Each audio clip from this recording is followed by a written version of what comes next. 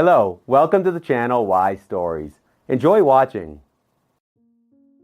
Graciela Ortiz's personal life could not be called happy. Of course, she tried her best to pretend that her family was no different from others and that it was just an ordinary family. But it was far from the truth.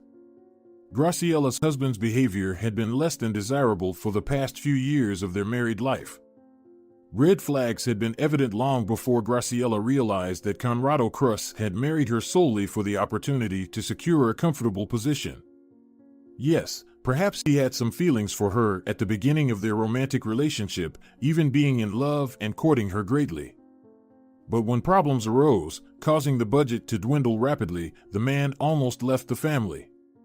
Conrado spent more and more of his free time away from home. Over the years in a foreign city, he had managed to make friends and acquaintances. Graciela didn't say a word to her husband about her worries, as she was afraid of a divorce, but her parents, on the other hand, regularly hinted that it was time to solve the family issues firmly and uncompromisingly. "He does nothing for the family," Graciela's mother, Blanca Ortiz, protested each time her daughter complained about married life. "How long will this go on like this? You've been living like neighbors for several years. I don't see the point in such a life together. I don't understand what you're waiting for, it won't get any better. Divorce him, and that's the end of it. Especially since he spends the part of the family budget that should go to you and your daughter. It shouldn't be like this." Blanca never liked Conrado from the start. From the first day of their acquaintance, she experienced unfavorable feelings towards him. The woman was also bothered by his mother, who was a real meddler, and the fact that he was completely out of their circle. Graciela had been raised in a good, intelligent family and had lived her entire life in a big city. Her parents were not wealthy but highly educated. Blanca and Paulo Ortiz highly valued education and instilled in their daughter a passion for knowledge from an early age. So, Graciela's parents were concerned when they met a guy who barely finished school and moved from the village to the big city solely in search of a better life. "Why do you like him?" Blanca wondered. "You're completely different. I can't imagine how you can build a life with such a person." But Graciela was in love and didn't notice anyone or anything around her. At that time, she had already graduated from college and landed a job at a good company. Graciela didn't plan to start a family so soon. For a few years, she wanted to work, build her career, and then get married. But circumstances turned out differently. While she held the position of junior manager, Conrado was just a simple loader. He was an unremarkable young man with a modest income. It seemed unlikely that a young and promising girl like her would find anything in common with him. On the day they first met, Conrado, along with other men, was unloading goods at the warehouse, and Graciela, who didn't agree with the inventory position, decided to double-check everything herself. Yes, she could have let it go and asked another colleague to verify the position, but the sense of responsibility instilled in her from an early age prevented her from delegating such a crucial task to someone else. Conrado charmed her from the first glance. He was completely unlike the other loaders. Returning from the warehouse to the office with a stack of papers, Graciela almost knocked Conrado off his feet. "Oh, sorry," the girl said, flustered, when, not noticing anything around her, she bumped right into the chest of the unfamiliar man. "I'm so clumsy. I've got so much to do, I'm in my thoughts, that's why I didn't see you." "No problem," Conrado replied, trying to smile as charmingly as possible. "Can I help you? These folders are quite heavy." Graciela willingly accepted the young man's offer. She could hardly carry heavy loads herself and, holding huge folders with documents in her hands, regretted not inviting a colleague from the office to come with her to the warehouse. Conrado immediately took charge of the situation. On the same evening, when the workday came to an end, he patiently waited for Graciela outside the office. She was very surprised when she saw him. The girl thought that the young man was waiting for his significant other or friends to gather somewhere and relax after work. But when he approached her and offered to escort her, Graciela realized that Conrado had been waiting specifically for her. "So, do you want to start with this?" She asked, smiling. I won't hide it, I liked you, he replied. And, as they say, I decided not to waste time. If you don't mind, of course. She didn't mind. Due to her tight work schedule, Graciela had no time for a personal life. None of her colleagues caught her eye. Many men in her department were already married, and her boss, Ignacio Reyes, who had been giving Graciela signs of attention since her first day at work, seemed too old to her. He was around 37 years old. No one knew anything about his personal life. Sometimes, not very favorable rumors about his relationships with women reached Graciela. Of course, these were just gossip, unrelated to reality, spread by offended and insulted colleagues who were upset that such a prominent and desirable man did not reciprocate their fake feelings. In reality, Ignacio had been terribly lonely for many years. His entire life was devoted solely to work, where he had spent all his days. But very few people knew about this. As befitting a boss, he preferred not to divulge details about his personal life. It was extremely unpleasant for him to hear false gossip about himself, and he did not want to worsen the already complex and ambivalent attitude towards him and the team. What difference does it make between how he looks at you and what he hints you on? Blanca reasoned when Graciela told her about the boss's advances.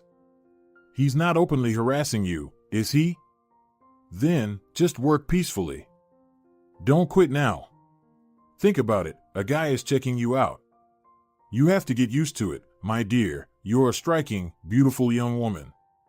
Men will always be around you. It's absolutely normal, there's nothing special about it. You're not going to quit because of that, are you? Graciela didn't plan on quitting her job. She felt uncomfortable because her boss, Ignacio, paid too much attention to her, but she made it clear to him that there could be nothing between them. When Graciela grew tired of the constant, unmistakable hints her boss dropped every time she entered his office for various reasons, she openly told him what she thought. Ignacio, I don't know how I should put it delicately, the girl hesitated, but you're too mature for me. Do you understand? So, I strongly ask you to stop courting me. In simpler terms, am I too old for you? The man clarified. I didn't say that, Graciela replied. You know, I don't accept such relationships in my worldview. Perhaps other girls see it differently, but I see it this way, and I won't give up my point of view under any circumstances. If you want, I can quit. No. What are you talking about, Graciela? Ignacio exclaimed. Why quit? I promise you, I won't bother you anymore, honestly. If it's unpleasant for you, I don't need it. Good. At that moment, Graciela was very surprised at herself. She didn't expect to be able to express herself so clearly and concretely to him, and she wasn't scared and didn't hesitate to say everything she wanted. Marveling at her own straightforwardness, Graciela thought about this conversation all day long. What if he fires me, she thought to herself with horror. Maybe I spoke to him too harshly and should have said it softer. You've already said it, that's it, Blanca reassured her daughter. Were you supposed to endure all this endlessly? If something bothers you, you have every right to openly express it. And if he fires you, you'll find another job, it's not a big deal. You have a diploma, and you already have some experience, you'll find a place somewhere. You're not old. And, Graciela, I don't understand why you grew up so unsure of yourself. It's like I'm never at a loss for words, and you're always afraid of everything. You always doubt everything. Come on, you should stop it. You still have your whole life to live. If you're constantly afraid of everything and focus on every little thing, you won't have enough strength and nerves. Graciela's nerves were indeed in a terrible state, and she knew it. She could spend weeks worrying about trivial matters, contemplating various scenarios of events in one situation or another. In most cases, all her mental torments were unjustified and did not pay off, but from time to time, she still continued to revisit unresolved situations and replay them in her mind. She didn't know why she had grown so shy and unsure of herself. Blanca had always been a woman with a strong character, and she tried to instill in her daughter the personal qualities that she liked in herself. But despite her mother's efforts, Graciela turned out to be the complete opposite. She was very afraid of being alone, even though she sometimes pretended to convince herself that family wasn't the most important thing and she could live her life without it. She was critical of her appearance. Yes, Graciela was never a beauty, but that wasn't the point. She simply did not value herself at all and constantly compared herself to other girls her age, drawing conclusions that were not in her favor. People like Conrado sensed this, and that's why it was absolutely no trouble for him to win Graciela's heart in the shortest possible time. Yes, she wasn't the most advantageous option, but other girls with higher education and good career prospects wouldn't even look at him. At the time of meeting Graciela, Conrado, like all newcomers to the big city, lived in a rented room and dreamed of moving out as soon as possible. Blanca, the opponent of her daughter's marriage, categorically did not want the newlyweds to live under the same roof as them. She couldn't stand her son-in-law, and after meeting his mother, a brazen and unprincipled countrywoman, her attitude towards her daughter's husband only worsened. "Paolo, we need to find a solution to this issue," she said, 2 weeks after the wedding. Blanca regretted not talking to her husband before Graciela and Conrado officially married. It would have been better for everyone if the issue of housing for the young family had been resolved immediately, but Blanca couldn't find the right words. She saw that Paolo wasn't strongly against Graciela's marriage. "Blanca, why are you worried so much?" he reasoned. "Not everyone is born into prosperity. We don't have golden toilets, but we're not dreaming of them either. We live normally. And so will they. Yes, Conrado's family is simple and rural, he's nobody, but Rome wasn't built in a day. Maybe they really love each other. Let Graciela decide for herself who she wants to spend her life with." "What kind of love is there?" Blanca protested. "He wants to move into our apartment, and then he'll freeload off us. Any day is better than suffering as a loader for 12 hours. We know such provincial machos. Mark my words, he won't care about the family at all. If Graciela marries him, she'll be working hard alone, and as soon as the opportunity arises, he'll lie on the couch and talk about how hard it is in this world to make a living for an ordinary person without money, connections, or education." Paolo didn't want to argue with his wife, so he preferred to avoid such conversations whenever possible. When Blanca got upset and started talking nonstop, trying to persuade her husband to influence their daughter, Paolo referred to urgent matters. His work schedule was irregular, so his wife didn't suspect that he was lying to her. When the issue of housing for the young family came up, Paolo tried to convince his wife of the absurdity of the idea of buying a separate apartment for Graciela and Conrado. "But you yourself say that he's using her, and at the same time, you want us to buy them a separate apartment.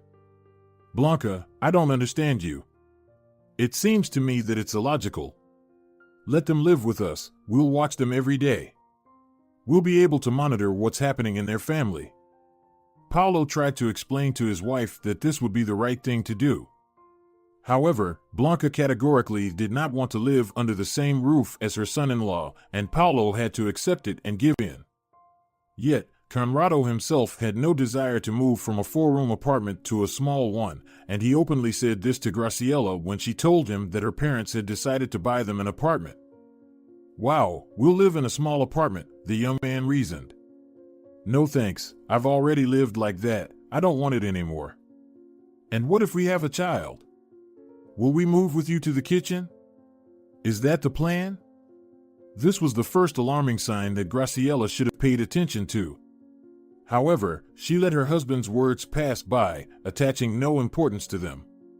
She explained her reaction to the fact that Conrado had been forced to live in a crowded house, first with a large family, and then in a rented room for a long time.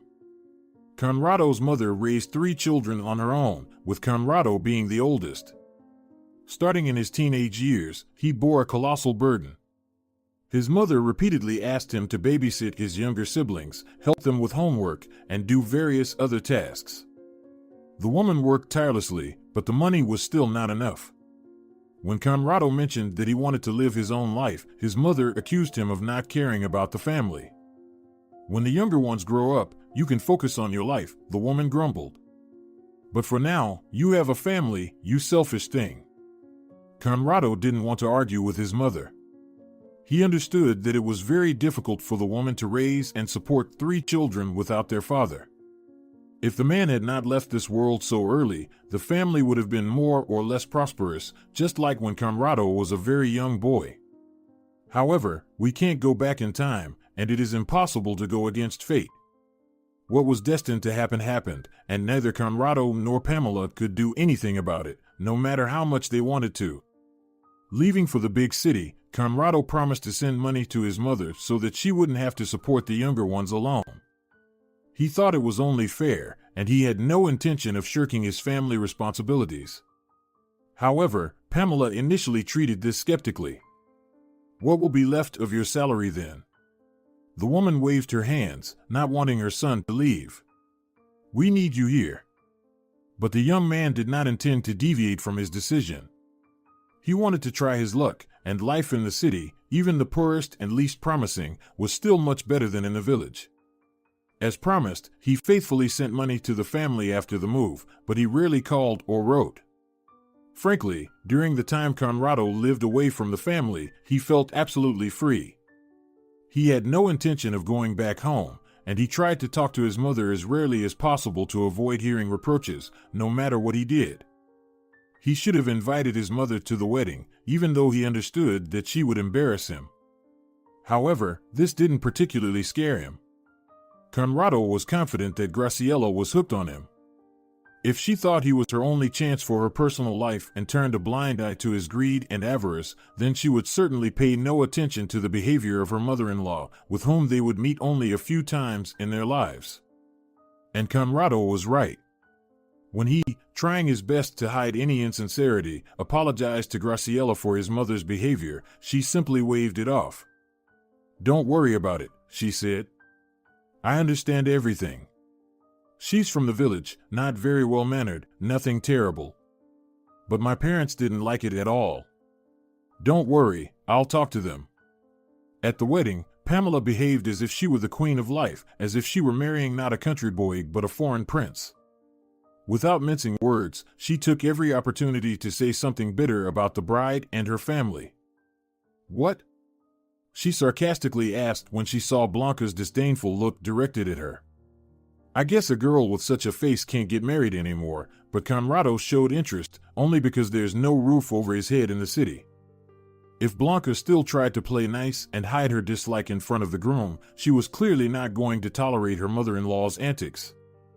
"All right then," she said, approaching the woman closely and grabbing her hand. "Don't ever get on my way again. After the wedding, you should not appear near my family. And one more thing, if I hear anything like that about my daughter from you again, blame yourself. Got it?" "Not bad for someone who claims to be an intelligent person," Pamela grumbled, displeased. "Talking like a street girl and still trying to act important. I don't need to come to your dump, I have my own house." Blanca smirked.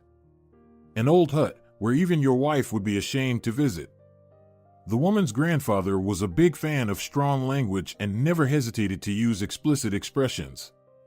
Often visiting him on weekends in her early childhood, Blanca picked up various words and phrases from him. In everyday life, she never used them in conversation and tried to hide that she could speak in such a tone at all. However, Pamela provoked her so much that she pulled out all her eloquence and responded in a way that the woman would remember for a long time. Pamela couldn't control her emotions and, pulling her son aside, expressed everything she thought about Graciela and her family. "Why the hell did you settle for this ugly girl?" she spitefully asked. "Are you after her money? She's far from being a millionaire. Couldn't you find someone better and prettier at the same time?" Conrado had a hard time calming his mother and preventing a scandal at the wedding. After celebrating the festivities, the woman returned to the village. Conrado continued to send money to his mother, younger sister, and brother, but he almost didn't communicate with her. The young man realized that mutual understanding was out of the question. The woman behaved too aggressively towards Graciela and her family. Engaging in a confrontation with them was definitely not in his plans, especially when, a year after the wedding, Graciela began to climb up the career ladder. By that time, they were already living in the apartment Blanca and Paulo had acquired for them, although Conrado had no legal connection to it. When Graciela's parents bought the property, they registered it in their names and later transferred it to their daughter through a gift deed. Conrado was quite displeased with such distrust from his wife's parents, as well as the fact that she didn't stand up for him in front of them. However, he chose not to make a scene about it, as the consequences could be unpredictable. In one of their conversations, Conrado simply asked why Graciela hadn't talked to her parents about it. She felt it was necessary to explain herself to her husband, understanding that such actions by her parents could hurt him. But she had no control over it. Blanca immediately stated that they would buy the apartment only on those conditions. "We don't need it," Graciela replied. "Conrado, by the way, doesn't want to move." "Of course he doesn't," the mother retorted. "He wouldn't want to. Living independently with the family is not the same as living under the roof of the wife's parents, who will feed and take care of him. If I'm not mistaken, he decided to quit his job. He was ashamed to be just an ordinary laborer. Am I right?" Conrado did find another job, but solely to continue sending money to his mother, whose outrage would have known no bounds if he stopped sponsoring her and his younger brother and sister. Conrado had no intention of getting a higher-paying job for the sake of the family, and he couldn't even do it if he wanted to. He lacked education, experience, and any valuable skills that could interest reputable employers.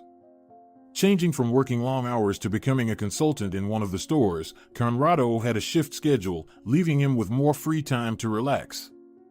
Graciela, on the other hand, worked hard to earn money and have a financial cushion. She really wanted a child and planned to take maternity leave in the coming years. Ignacio, who still had feelings for Graciela, was shocked when he learned who she had married but chose not to comment on the matter. The man was accustomed to keeping his word. He actively helped Graciela advance in her career, expressing his affection for her in this way. After several years, Graciela held the position of senior manager. From a young, inexperienced girl, she had transformed into a mature, serious woman accustomed to independent living and hard work. Conrado, on the other hand, continued to work as a store clerk, earning a very modest salary, which he sent entirely to Pamela. Blanca and Paulo had long realized that their son-in-law had no intention of achieving anything in life. But every time the mother expressed dissatisfaction about it, trying to convince her daughter to get a divorce, Graciela tried to change the subject of the conversation immediately. She only discussed her husband and their relationship with her mother when she became too persistent, and Graciela had no other way out. "Mom, why do you keep bringing it up?" Graciela protested. "Money, money. You suggest I split the family budget? But that's not how it's done. It's not humane. You and Dad would never do that, and you advised me to leave my husband with no support." "Your father didn't marry me for money," Blanca replied, unable to comprehend how someone could be so blind. Communicating with her daughter increasingly irritated the woman. She looked at Graciela and marveled. She seems like a mature and already established person, serious, responsible. But when it comes to this good-for-nothing, she behaves like a child, always justifying him as if she doesn't notice that he's sucking money out of her like a vacuum cleaner. Moreover, she plans to have a child with him. In a word, she's crazy.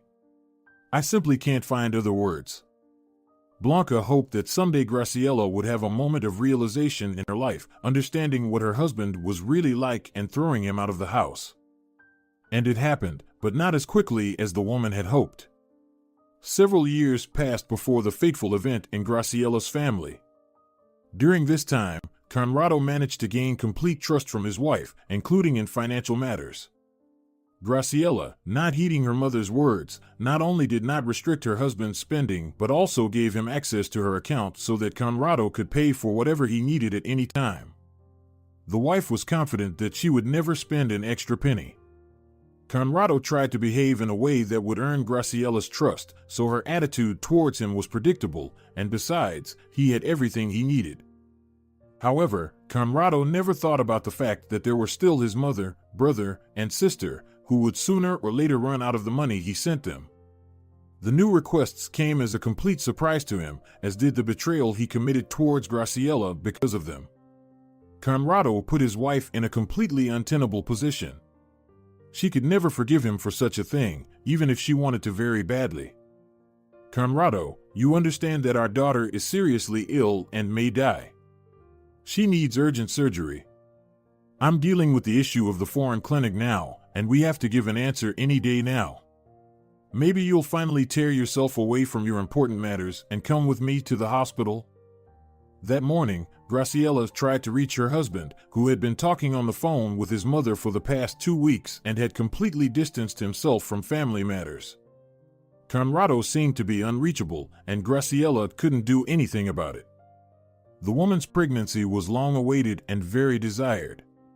She had been waiting for it for many years and, at one point, even despaired, entertaining the dreadful thought that she might never become a mother. Conrado was indifferent and apathetic about the question of having children.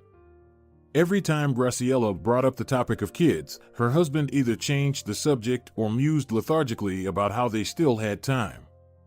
However, the years passed, and there was still no progress in that direction, greatly worrying Graciella. She consulted all possible doctors to find out what was wrong. Maybe you could go and get tested with me? The doctor said that the issue could very well be with you, so we could know for sure, she suggested. Graciella had repeatedly tried to convince her husband to undergo the necessary compatibility tests, but Conrado categorically refused to do so. It's not that he didn't want children at all. By the time Graciella started seriously planning a pregnancy, they had already expanded their living space and moved to a new apartment. Graciella earned a decent income, so she could count on a respectable maternity leave. However, Conrado was concerned about how much their lives would change after the arrival of a child.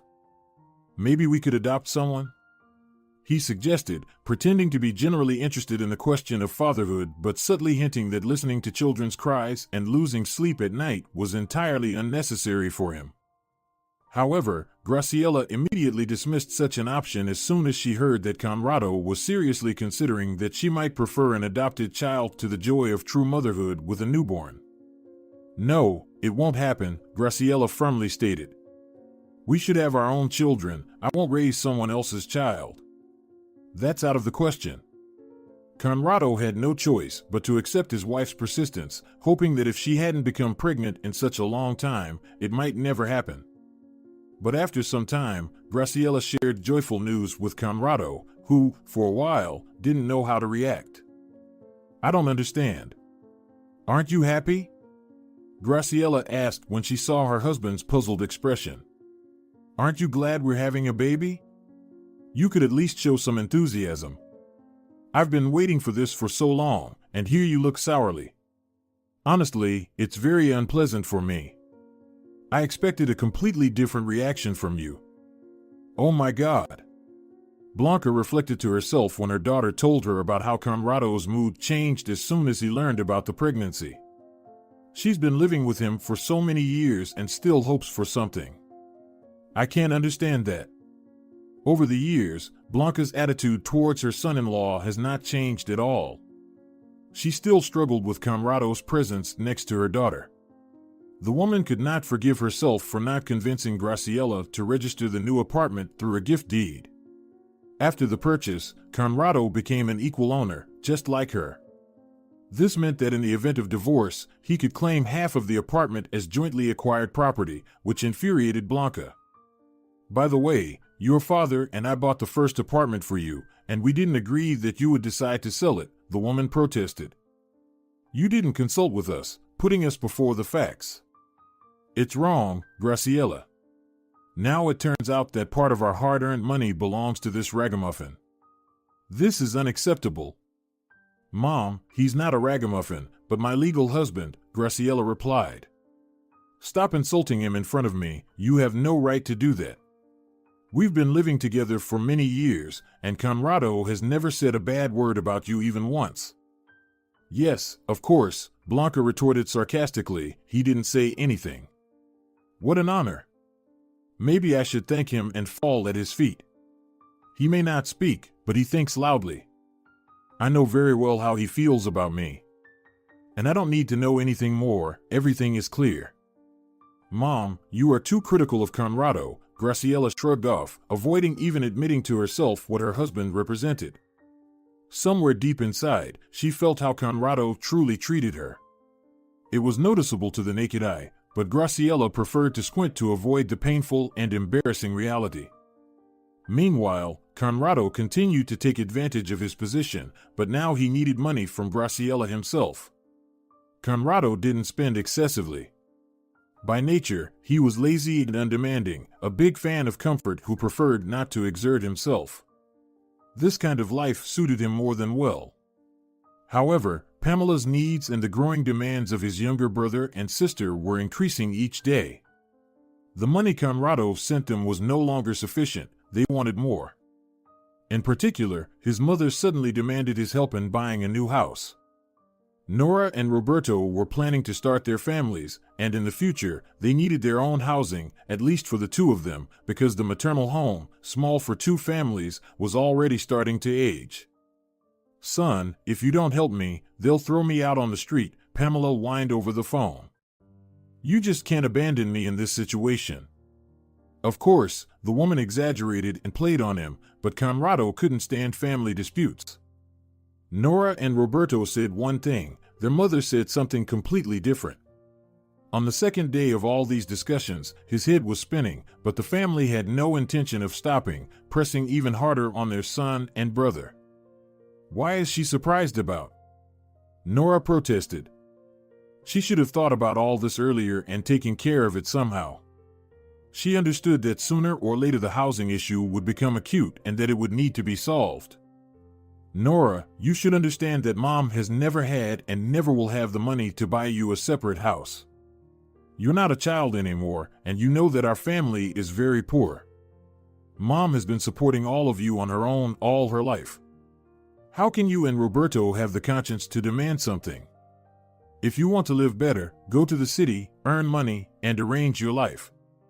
Conrado tried to explain to his sister that she was wrong, but it was all in vain. All his brotherly words were taken as an affront. She was rude and snapped at him. Go to the city, you say? Nora replied. Is that what you plan to do, dear brother? I should marry some ugly guy to live off him. Right? And even have a sick child with him. But no, I'll never stoop to that. And if you're so smart and wealthy, then buy a separate house for us and Roberto and keep being the smart guy. When the family needs help, you hide right away. But when it comes to giving advice, you're the first. Conrado was tired of all this, all these pointless conversations and accusations poured on him by relatives he didn't want anything to do with. When he realized that he was on the verge, he began to browse through ads for houses for sale in his and neighboring villages.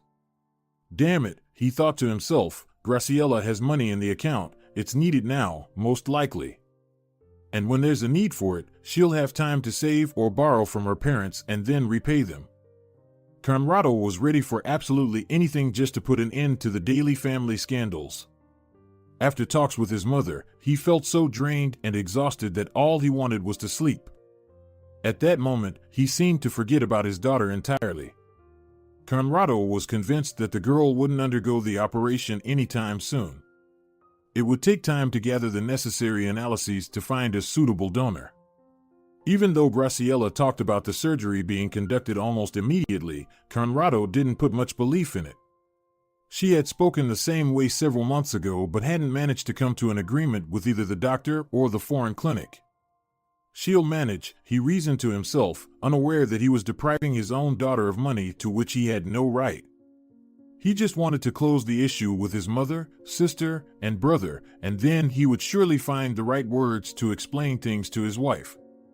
At that time, Conrado couldn't imagine how his action would end and that it would be the last straw for Graciela, who, despite justifying her husband to her mother and father, closing her eyes to his behavior, and continuing to live with him for the sake of having a father for her daughter, understood that sooner or later there would come a moment when she would no longer want to endure all of this.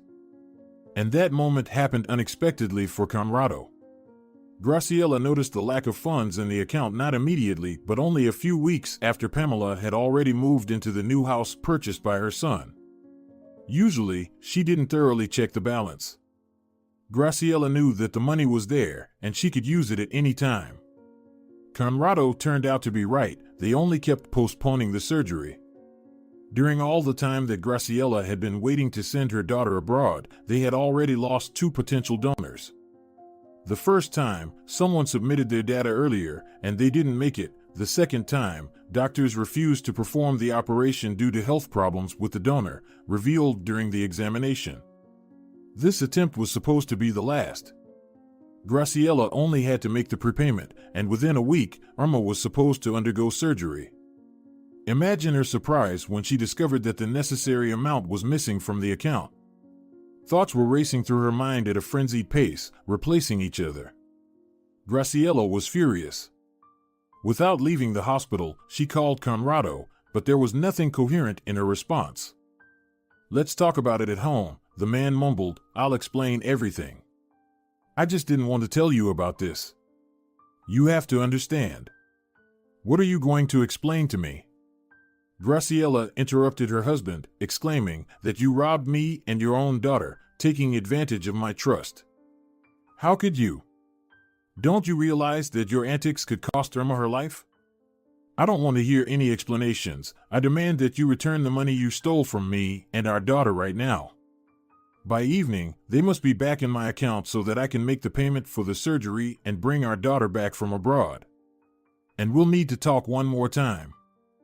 Graciela didn't listen to what her husband continued to mutter to her on the phone. Out of anger, she threw the phone on the bench, and a few minutes later, when she came to her senses and calmed down a bit, she hung up. That day marked the biggest scandal between her and her husband in their entire married life. Graciela was horrified when she got to know that her hard-earned money, which she had saved bit by bit for a rainy day that suddenly arrived, was spent on a house for his mother. "Maybe you'll tell me what to do now?" Graciela asked, bewildered, tired of shouting at her husband and expressing everything she thought of him. She had said everything, and there was nothing more to add. The question of their future together with Conrado was definitively resolved the moment he started justifying his actions. Graciela couldn't comprehend how someone could behave like this. "The house for Mom?" she exclaimed indignantly. "Does she have nowhere to live?" "But we are one family," Conrado mumbled in response, feigning perplexity. "The younger ones grew up, they want to live independently, and the house where they are forced to live together is a real hovel. You never even went there with me, even though I asked you so many times to visit my mom. You always turned up your nose." "Oh, really? Did I?" Graciela exclaimed. "Your mother has hated me since the very first day we met. Why should I tolerate her rudeness and humiliation? What did she tell you about Irma? And you didn't say a word to her either, even though she's your own daughter, by the way, your only daughter, Conrado, but you seem to not care about me or her. My God, how blind I was to trust you. How could I overlook your despicable and disgusting personality? My mother was right when she advised me not to get involved with you. You shouldn't even be looked at. You would have worked your whole life as a loader, lingering in a rented room. You are not capable of anything more." "Well, dear, that's too much," Conrado protested. "I can get offended." At that moment, Graciela completely lost touch with reality and stopped understanding what was happening. Is he really such a fool, or is he pretending? She pondered to herself. What offenses? What is he even talking about? Or did I vaguely give him the impression that I'm filing for divorce? You were living with him for the sake of a daughter whom he is killing with his own hands, Blanca sighed when she learned about what had happened in her daughter's family. Who told me that a child needs a father? Yes, and to be honest, I don't believe that he spent all his money on a little house for Mom. It's not the palace he bought for her. In the village, houses cost pennies, and he practically took the whole amount for his mother. Let him tell these tales to someone else, just not me. And Blanca was right. Conrado gave part of the money to Nora and Roberto, so to speak, for the first years of adult life. Of course, he told his brother and sister that it was a one-time thing because he simply didn't have any money, but they probably didn't take those words too seriously. However, at that moment, Graciela wasn't overly concerned about that. Her daughter's life was at stake, and she needed to save her.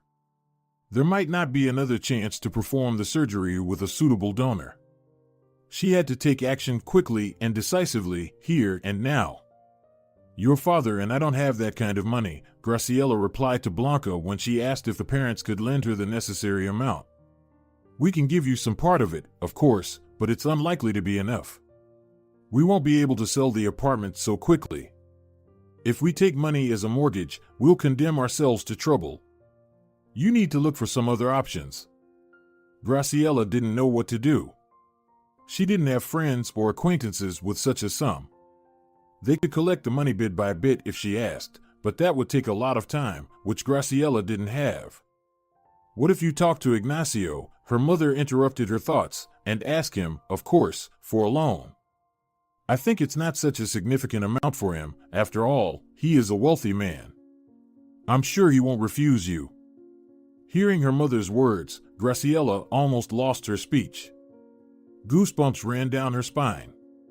No, not this, she thought to herself, recalling the only conversation with her boss after her marriage, which he decided to have despite his promise never to interfere in Graciela's personal life or show her any signs of attention.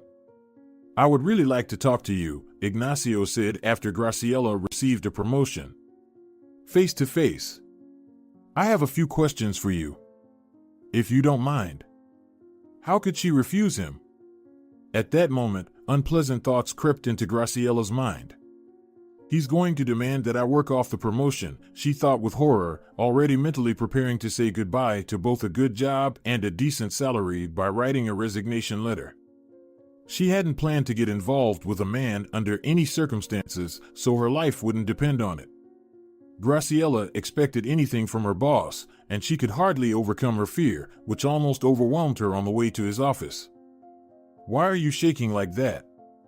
Ignacio asked when Graciela, with wobbly legs, entered the office and sat across from him. Is something wrong with you? Are you not feeling well? No, not at all, Graciela replied, trying to smile as sincerely as possible and behave naturally. I'm just a little nervous, you know, not every day the boss calls you in for a conversation. That's true, Ignacio agreed and put the kettle on. Let's have a cup of coffee now, and then we'll talk. Just promise me you won't get offended if I ask you a few personal questions, so to speak. Something bothers me, and I'd really like to know for sure. If it's possible and you don't mind. Here we go, Graciela thought to herself, not hearing anything good for herself in the boss's words. Her fears were confirmed a few minutes later when, gathering her courage and summoning up the audacity, Ignacio began to ask about her personal life, after which he made a marriage proposal to the woman. Are you really happy with him? But what makes him better than me? Just because he's closer to your age? He's worthless, lazy, absolutely unpromising, and, on top of that, a rotten person. How can you live with him? He's not even worth your little finger. It seemed that at that moment he had completely lost control over himself and allowed himself to express everything that had accumulated in his soul during all the time he had to watch the woman he loved literally destroy her life. Do you understand that every day with him is a wasted day? The man continued. What can he give you? He even quit his job, so he doesn't have to support the family and can sit on your neck. Why do you need such a husband? Graciela listened to her boss with wide open eyes and didn't know what to do. She wanted so much to slap him. But she couldn't, after all, subordination and the age difference prevented her from doing so. That's why Graciela let him finish, and then she said her piece. Ignacio, Graciela said sternly but politely when the boss finished, we seemed to agree that you would never again allow yourself to interfere in my life. I also want to remind you that you gave me your word never to make any attempts to get closer to me. And what is happening now? Does your word mean nothing? You said it and forgot, is that it? Don't you think it's unfair to me? Graciela decided to remind her boss of the promise he himself had made. The woman simply saw no other way to stop his eloquence and put an end not only to implicit hints but also to explicit advances towards her. If she had started insulting him and passionately defending Conrado, a scandal would have erupted. And at that moment, it was very important for her to keep this job. And not only because it brought in a good income. Graciela, by her nature, remained a timid and closed person despite her efforts to hide it. She didn't want to integrate into a new team. In her case, dismissal would cause not only financial problems but also severe emotional and psychological stress. She had no desire to spend her savings while sitting without income and looking for a job. At that stage of her life, she was saving for future maternity leave, which was very important for Graciela. Therefore, the woman did her best to smooth out the rough edges of a difficult conversation with her boss. And, fortunately, she succeeded. After a few minutes, Ignacio scolded himself and apologized to Graciela. "I'm sorry," he said thoughtfully. "What was that? I completely lost my mind." "I'm sorry, Graciela. I promise you that we will never go back to this conversation." "Can I go?" Graciela asked. "Yes, of course, you can go," Ignacio replied, who couldn't believe he had just allowed himself to cross the line of what was acceptable. He caught himself thinking that he didn't regret it at all. He was glad that he could finally tell Graciela everything he thought and confess his feelings, which were only getting stronger with each passing day. How happy he was when Conrado resigned from his company. It was a true stroke of luck. The man simply couldn't bear the thought of this street rat, married to his beloved woman, occasionally appearing before his eyes. Yes, as a boss, he wasn't obligated to interact with loaders, and, in fact, he didn't even know some employees by face, a constant turnover.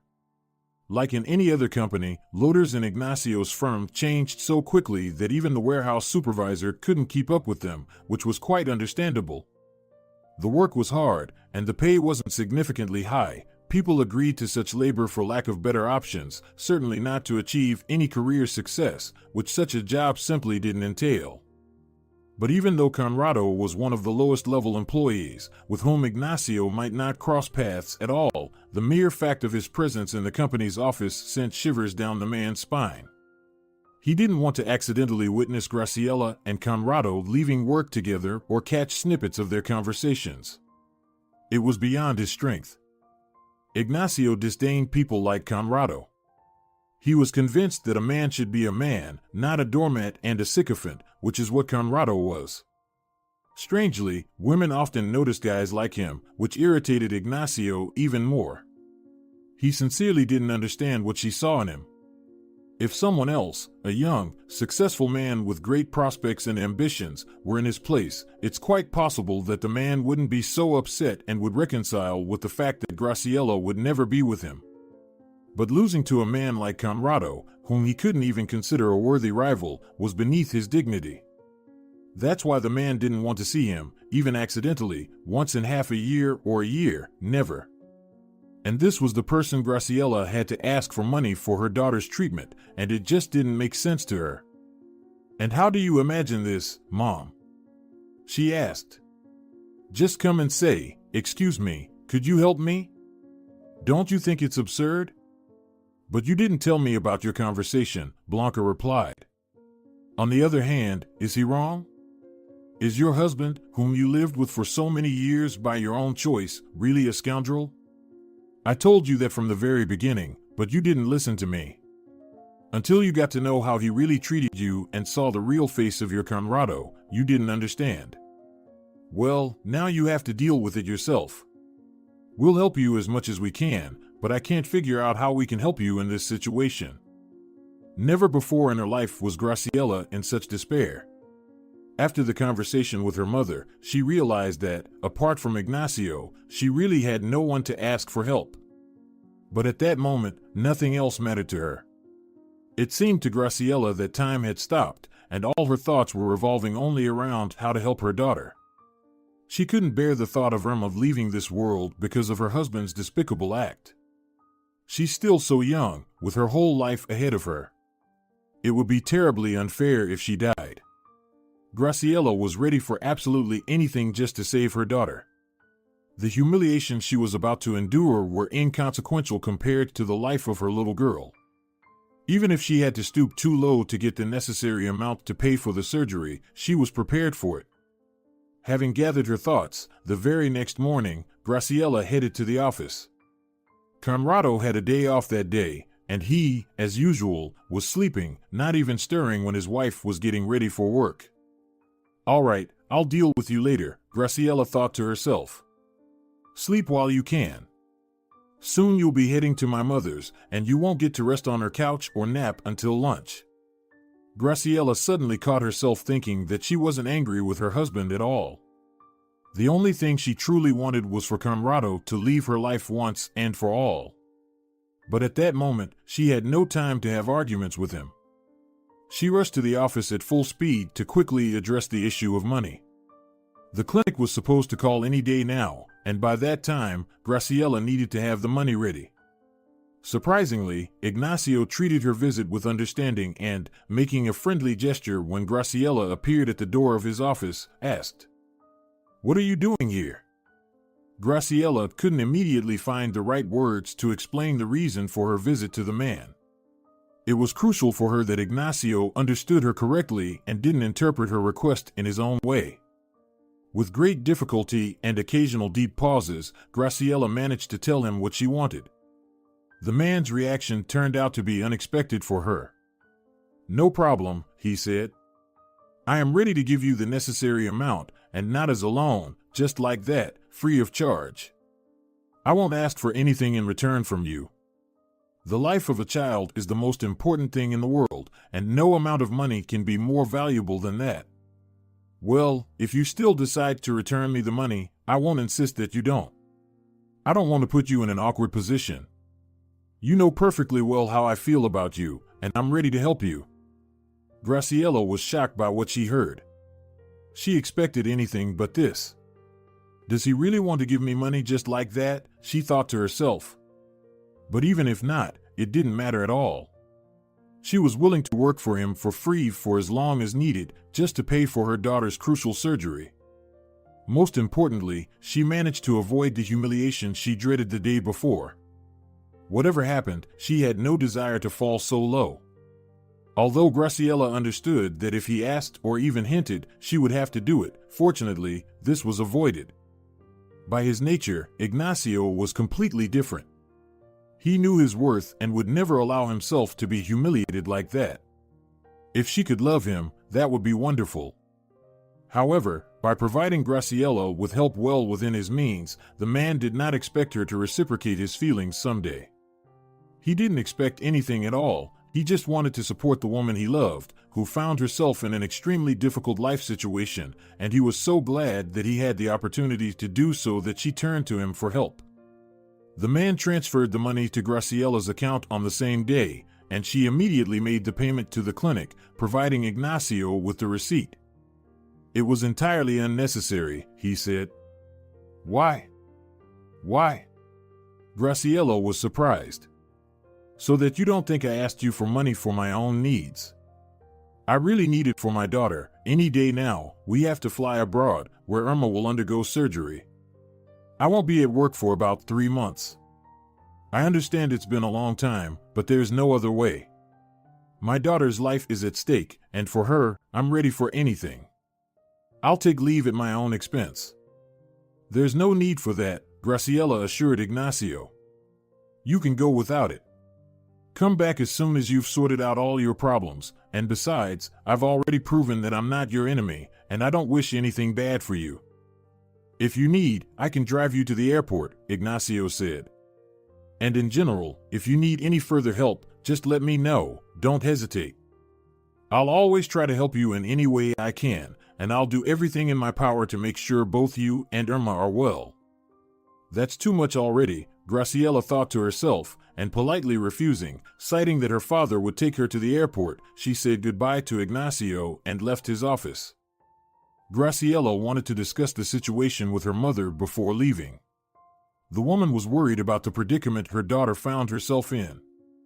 Graciela feared it might escalate into something more, which she didn't want at that moment. But her mother immediately shifted the focus to Conrado, asking her daughter what she planned to do next with her negligent husband.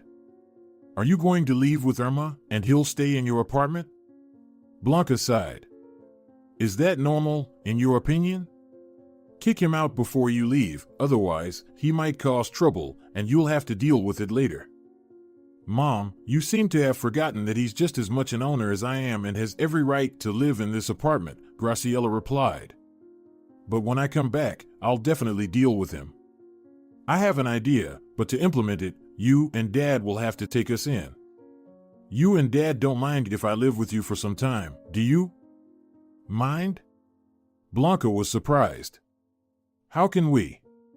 This is your apartment, just like ours. Of course, come and live as long as you need. I just hope you'll let me know what you've planned so that there won't be any surprises." "Of course, I'll tell you everything," Graciela replied. "Now I need to go home and pack my things." Blanca was genuinely pleased that her daughter had finally seen the light, and she was ready to help her in everything. The woman hoped that after returning from abroad, Graciela would immediately start divorce proceedings. Those were the plans Blanca had for her daughter, who didn't go into details as there was no time for conversations with her mother. "We'll discuss everything later," Graciela said, standing in the doorway. "Everything will be fine." When she came home to pack her and her daughter's things, Conrado was not in the apartment. He probably slept well and went out again with his friends, she thought to herself. Although, perhaps, it's for the best, at least, I'll pack things in peace without him asking me unnecessary questions. Graciela had no intention of telling her husband that she and her daughter were leaving. She decided that if he didn't come home to spend the night, which was quite possible given the tension in their relationship, she would simply leave in the morning and leave him a note. If she did encounter him, she would try to leave in the morning as quietly as possible so as not to wake him. Graciela knew that her husband had several consecutive days off, so he was unlikely to wake up early. Conrado always slept very soundly, and on weekends, it was impossible to wake him up with quiet rustling and preparing breakfast behind a closed door.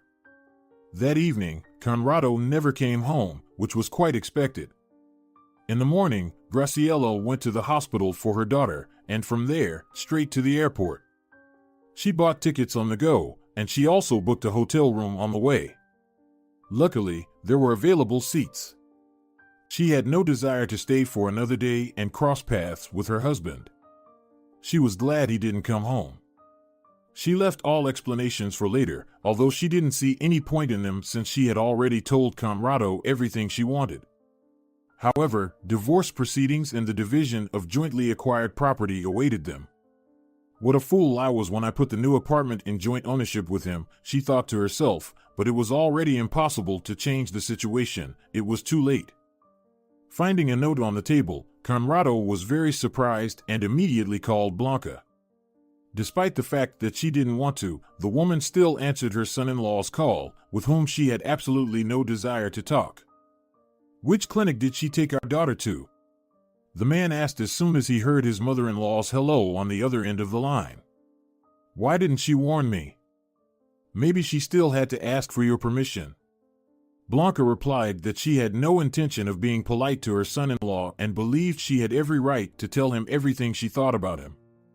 "You robbed her, took all her money, put your daughter's life at risk, and you still have the audacity to call me and ask such questions.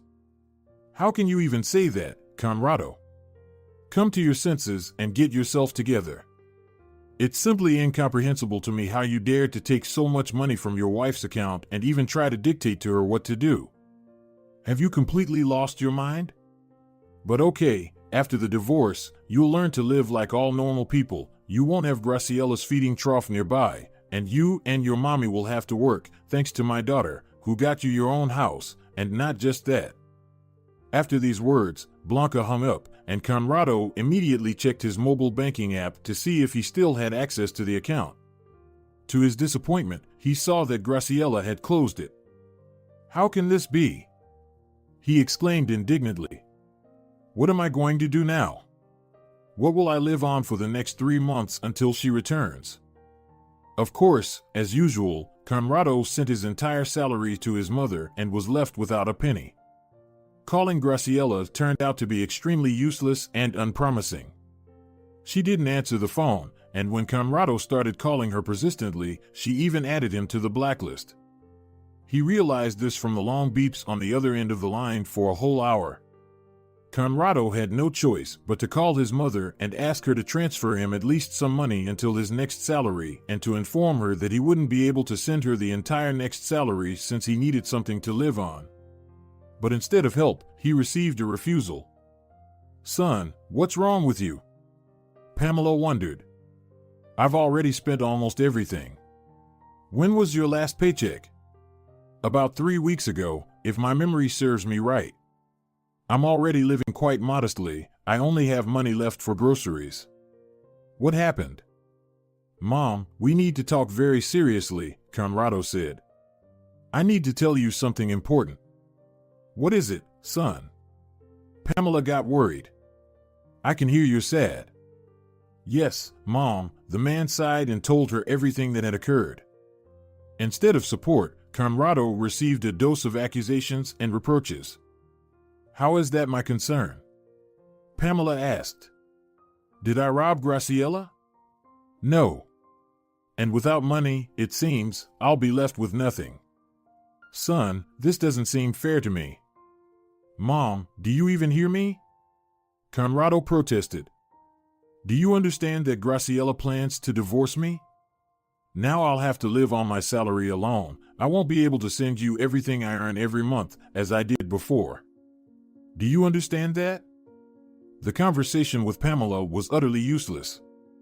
Throughout their interaction, Conrado had a clear feeling that he was banging his head against the wall. The woman was too used to shifting her problems onto her son and was not ready to give up the not-so-big privileges that Conrado provided her. She couldn't imagine how she would live if her son suddenly stopped sponsoring her. Everything happening didn't fit into her head. Haven't you tried to reconcile with Graciela?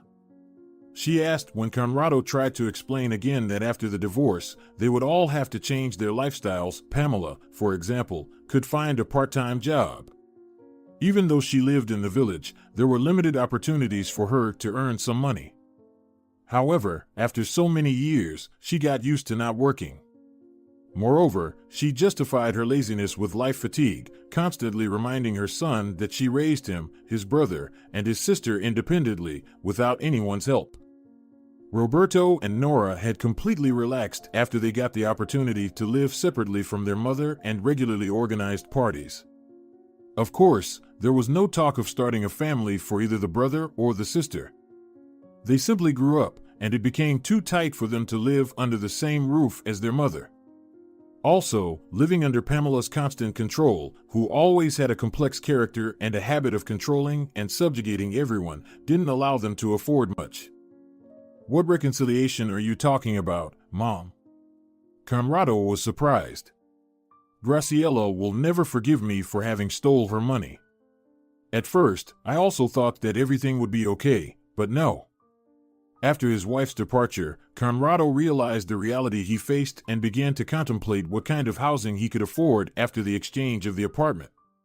Living under the same roof as his mother was definitely not in his plans, so he didn't plan to return to his native village, and there were scarce job opportunities. If a single woman who needed nothing more from life, like Pamela, could find part-time work in the vicinity, young people would clearly have nothing to do there. A few weeks before his wife's arrival, the man spent his time contemplating how to calmly talk to Graciela about everything. He didn't expect her to stay abroad for so long. Strange, he thought, when his wife did not return within the expected time frame with their daughter. Maybe something went wrong. In reality, everything was fine. The operation was successful, and the time Graciela planned for rehabilitation and recovery with her daughter abroad was sufficient. As expected after the transplant, about 3 months had passed. Irma could have returned home with her mother, but Graciela didn't want to go back to the city so soon. Only a few days had passed since her discharge, and she was not against exploring the local surroundings, going on a few excursions, and spending quality time alone with her daughter, reflecting on everything that had happened in her life. This was exactly what she needed at that moment. Graciela called Ignacio and informed him that she would stay longer. She needed to rest, comprehend everything that had happened in her life, recover, and think. Of course, Graciela, Ignacio replied, listening to her and her request. Take as much time off as you need. Work won't run away. Everything is fine.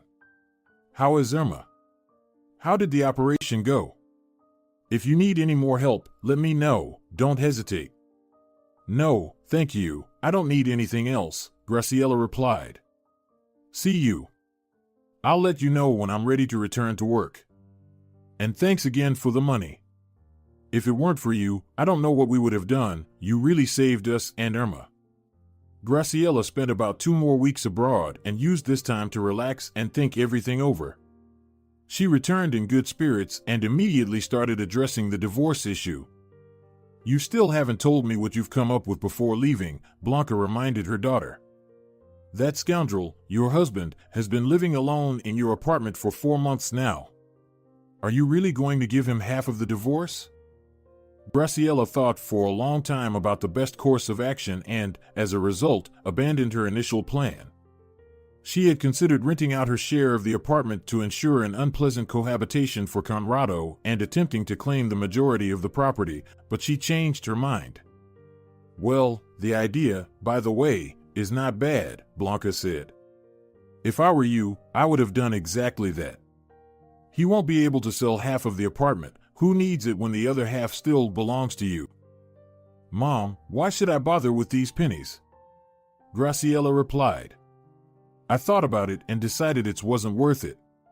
Let's say I find someone to move in there temporarily, and I live with you for a while. But he has the right to dictate the terms. If something goes wrong, I'll have to commute and deal with the police. In the end, sooner or later, he'll get tired of it, and I'll get tired of it, and we'll still have to divide this apartment in court. I don't see the point in selling my share because, as you rightly said, who needs it?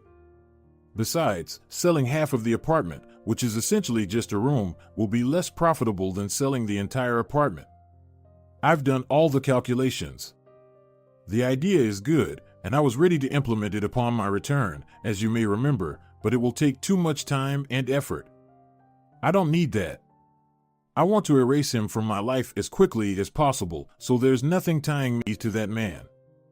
I won't even file for the alimony. What can he pay me there? Some pennies. But why do I need all this? I'm to blame for how things turned out. I should have realized what kind of person he was sooner. You've told me about Ignacio several times, but I was blind and foolish, in a word. Well, now I'll take responsibility for my stupidity. What else can I do now? Ignacio Reyes? Blanca winked at her daughter. I remember you used to talk about him completely differently. Graciela, what happened to you? It's as if someone replaced you. It feels like you flew abroad not to cure our Irma, but yourself. Oh, Mom, stop it, Graciela waved it off. Let's skip these hints for now. I haven't figured out my feelings towards him after the invaluable help he provided to me and my daughter. Right now, I have to have a serious conversation with Conrado. We need to settle everything and go our separate ways like mature, reasonable people, and then I'll figure out the rest of my life. When Graciela arrived home, in the apartment she was supposed to divide with Conrado during the divorce, he wasn't there. He only came home in the evening and was very surprised to see his wife. I thought you weren't planning to come back at all, he said. You were supposed to return much earlier, and you didn't call or text me during all this time. As if you were sitting here with the telephone glued to your ear, waiting for me to call, Graciela sarcastically replied. Well, you could refrain from being rude. How was the trip? How is Irma? Irma is fine, no need to worry. Although, to be honest, I don't care about your concerns, Conrado. You couldn't care less about anyone, neither about me nor our daughter, only about yourself. Speaking of which, that's what I want to talk about. We need to file for divorce and put the apartment up for sale. Conrado was now faced with the inevitable. It was something he strongly didn't want. After considering all possible options, he realized that he couldn't afford to buy a one-bedroom apartment in the same area. The money from the apartment sale wouldn't be enough, and he had no savings. The only way out was to move to another district on the outskirts. He absolutely didn't want to move into a single room. He had already endured enough of that in the past. He shared his thoughts with Graciela, but she didn't care. The future life of her almost ex-husband was of no interest to her. "Why are you telling me all this?" she asked. "Why should I listen to it?" "Well, of course," Conrado replied, "we have a daughter. She'll come to visit me from time to time, and I should have decent living conditions." Graciela nearly choked on such audacity. "Wow, have you remembered about our daughter?" she exclaimed indignantly.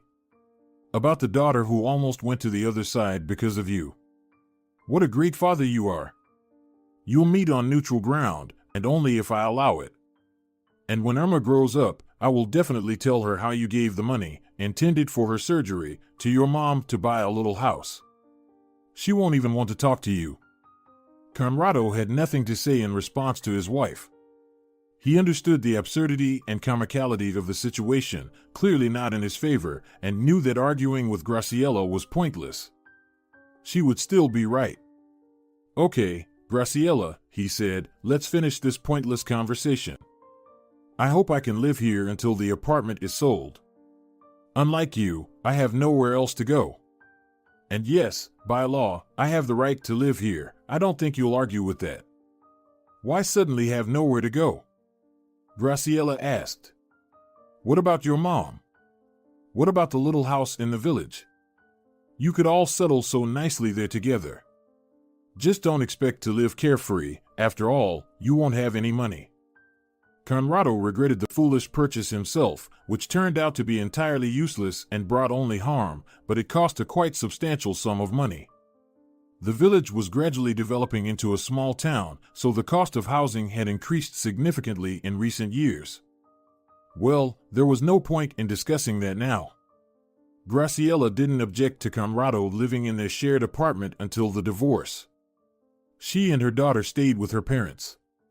Blanca was pleased not only with her daughter's and granddaughter's return, but also that Graciela didn't delay the divorce and didn't seek excuses for her careless husband. The divorce process went surprisingly smoothly. Gradually, Conrado reconciled with his situation. As promised, Graciela didn't demand alimony from him in court and left the matter of helping their daughter and communication with her to his discretion. In the first year after moving to the new apartment, Conrado occasionally participated in his daughter's life and even provided some financial support. However, when Irma got a stepfather, Conrado distanced himself. "Well, you found a new father for our daughter," he sarcastically said when he learned that his ex-wife had married her boss. "He's rich and successful, unlike me. And he's been courting you for so many years. I can't compete with him." Yes, Ignacio did turn out to be a good father for both Irma and the son born a year after he married Graciela. She regretted that she had been skeptical about him for so long and had neglected to give him her attention. In his early youth, Ignacio lost his beloved girlfriend, Viola.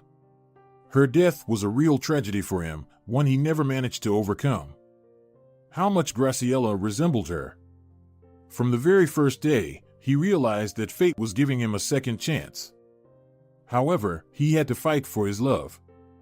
After waiting for many years and observing the trials that Graciela had to go through in her unsuccessful marriage, all of it was not in vain. The age difference didn't prevent them from building a strong family, and Graciela finally stopped carrying the burden of family responsibility alone and trusting it to her husband, who was happy to be the person that her loved ones could always rely on. That's the kind of man she had been missing for many years. She realized it only after seeing what true care, love, and support were. If you're enjoying it as well, leave a like and subscribe.